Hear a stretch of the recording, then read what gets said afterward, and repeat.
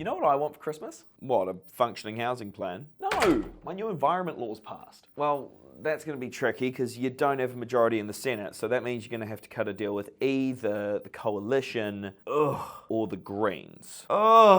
They're not going to make this easy, are they? Well, no, but... Yeah, but the bloody Greens want to make the laws stronger and the Coalition want to water them down. Well, I mean, you have been trying to make plays with both sides. I saw that you were signalling to the Coalition that you might weaken some of the laws, and now the Greens kind of want nothing to do with you.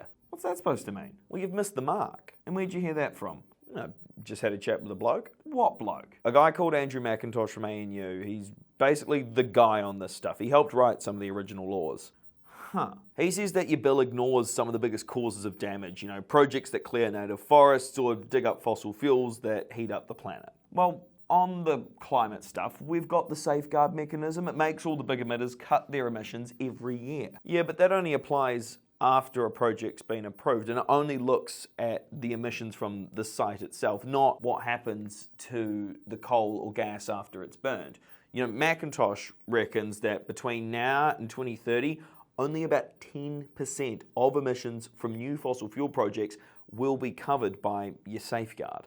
Oi, we are introducing new national environmental standards. Oh, cool. What are they? Hey, I said we're doing the standards. The details will come later. What else doesn't your bloke like? He says under these laws, developers can just bulldoze a forest and then offset the damage by fencing off a paddock that was never under threat. Looks like a massive loophole. Look, I've spent all this time writing these laws. What should I do? Well, you'll lose the Greens if you don't beef up the rules around pollution and land clearing, and the Coalition want you to split the bill and pass the business bits now and then deal with the environment stuff later. Well, that's just stupid. I mean, as we've said, you can't have faster approvals without stronger environmental standards. The Coalition are calling it progress. Ha! Well, it seems if you're not prepared to split the bill, but you want to keep the Coalition on side, you'll need to look at watering down the whole thing. Like what? Well, the Libs don't want you to have the power to stop a project early, even if it's clearly going to trash the environment.